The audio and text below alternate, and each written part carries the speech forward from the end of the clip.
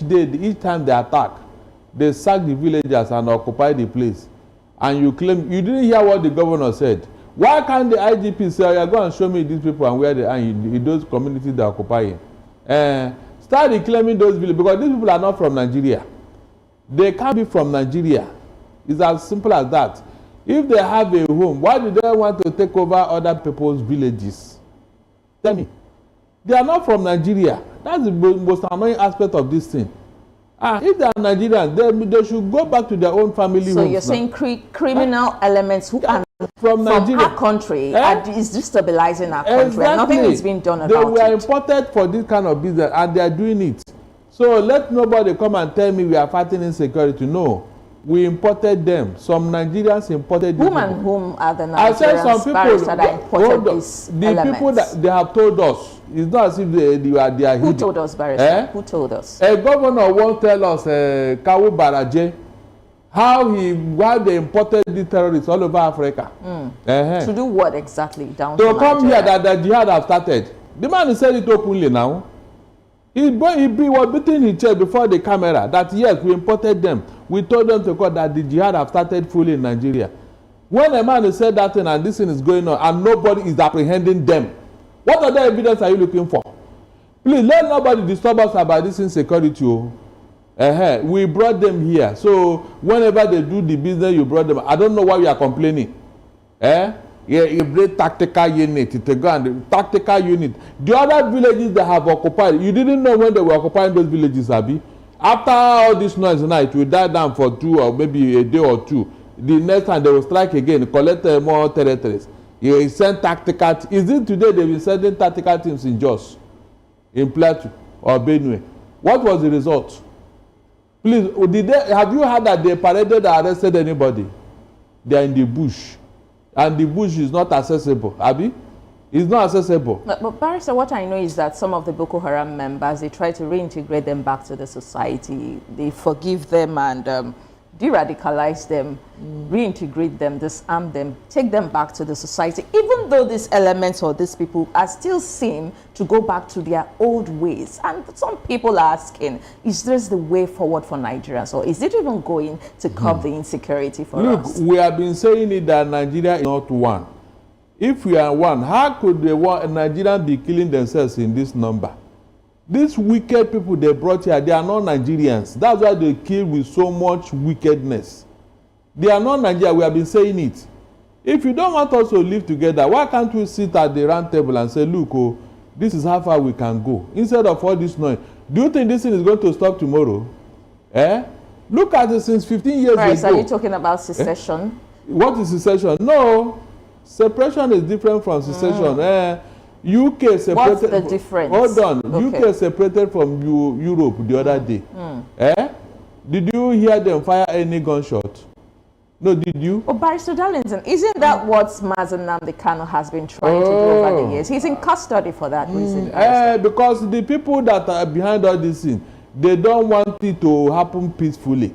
They want to take it by force. That's why they have surrounded the whole Nigeria. And every day will be paying lip service to serious matter. Serious matter.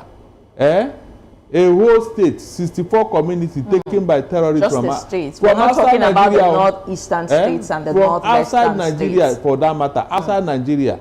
Up to today, the security agencies, they don't know. So, Barrister, how does this project us internationally? In the face of the international communities, how are they seeing us? We see US every day, push out visa travel bans and cautions to their citizens in Nigeria and, telling them the states to go to and the states not to go to. Isn't this embarrassing for us as a country? No, the people in office, they have no... It's like this. People shove it off and say, it's the usual thing. So it looks like we're beginning to live with it, and it looks like it's okay. Yes, because that is the game plan, to make you live with insecurity as far as they can. Until you allow them to have the whole Nigeria, there will be no peace. But Barrister, before we move to River State discussion, now you mentioned the president's foreign trip. Do you know that in less than 2 years, May is going to, I think May 23rd will make the president 2 years in office, his 2 years in office. The president has traveled 39 times, Barrister, under 2 years. And that is gulping us more than 6 billion naira. This is a an administration that is saying that they are trying to curb waste and management, even though they have the most bogus cabinets in the history of Nigeria. How does this help us? And like you mentioned, how many times did we see the US president travel to other countries for medical trips or any other trips like that? This one is even a walking visit, walking. So you can't work at home. You must work from France, Abi. Okay, if France is not stable, the Western world where they run to is not stable, is it not somebody that created those countries and made it what it is? Please, somebody should answer me. You can see that your leaders don't have shame. You go to countries that have been well built and well made, yet you go there to relax and enjoy life. Meanwhile, your own country, you couldn't manage it. You left it to terrorists from your own country, and you claim you're a leader. You're a leader. Are you serious? When they come back and they want to make those speeches that are very annoying, they will tell you how they have tried. They have done. In fact, they have even sacrificed so many things in order to stop insecurity. You now ask yourself, please, what is that? What have you done?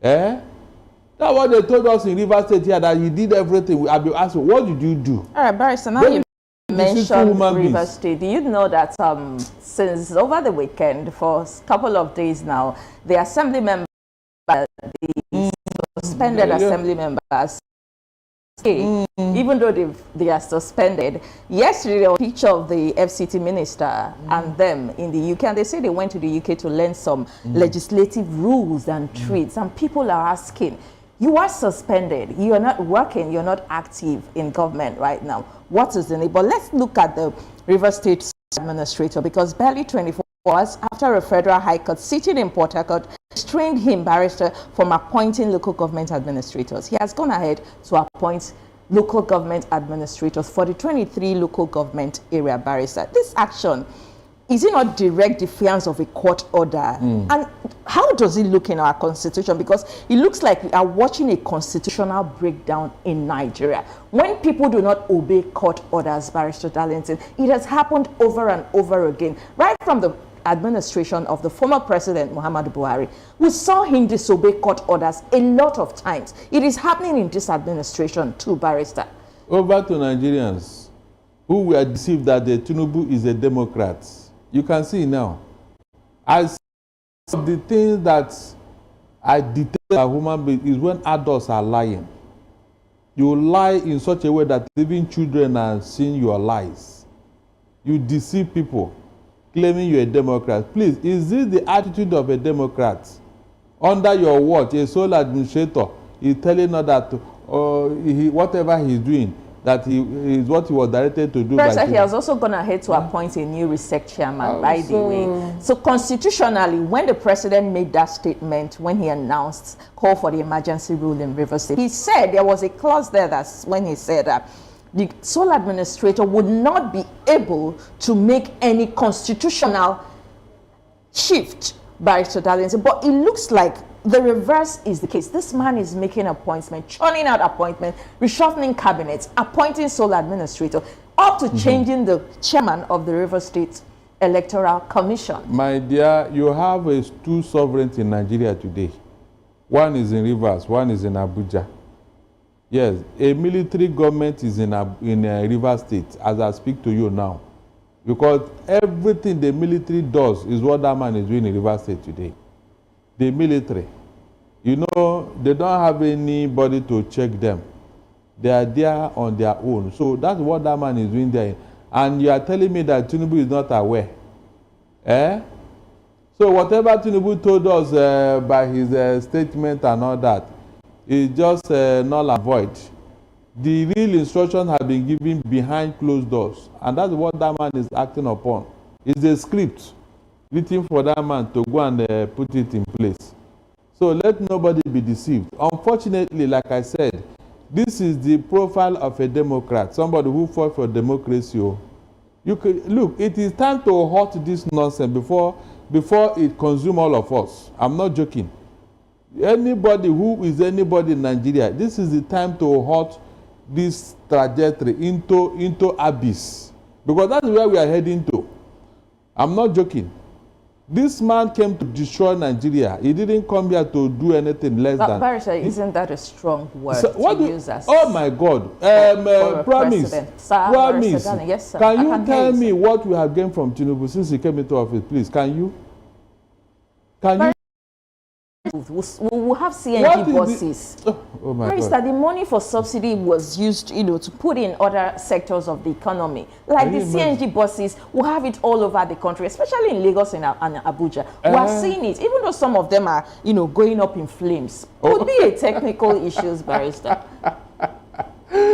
Promise, you would have done so well in taking over by another job. Oh, some of the boats are going up in flames, Abi. Barrister, that's what is happening. That's what we see in the news every but day. with heavy casualties, Abi. No casualties. This is a system that Malaysia abandoned after 15 years of trial. And that's what you went to go and pick from somewhere. So you also remember that some comedians, people who are not even engineers, Barrister, that we are asked travel, to go and, so look or see better sources for the CNG buses. It's not like he took professionals, professional field or that aspect. I want to go oversee all of those. With what you have said so far, my dear, Sir? what benefit to Nigerians now? The subsidy you talked about. Or are you not aware that we are paying 7.7 trillion because of the same subsidy to NNPC? But it's not so. It's not named subsidy, Barrister. It has a different name. Oh, are you serious? Yes, sir. But you are paying it because of the fuel they imported. Is that not true? So what's the difference? Barrister. Oh, if you are paying, hold on, if you are paying that kind of money for under recovery or whatever, or shortfall, then how much will you not pay for? It is shortfall, Barrister. It is not subsidy. That's what the government has said. Shortfall, yes, from importing fuel, Abi? Really? Oh, you think Nigeria... Which we actually export and will have to pay to import, back to our country. Good, you can imagine. So, if you are paying such an amount of money because of this same fuel, in the first place, when this subsidies were removed, were you told that such a thing will come up? Were you told that we are going to pay some money somewhere for whatever? We heard the subsidy was gone, totally gone. Good. So what other defense are you putting up now?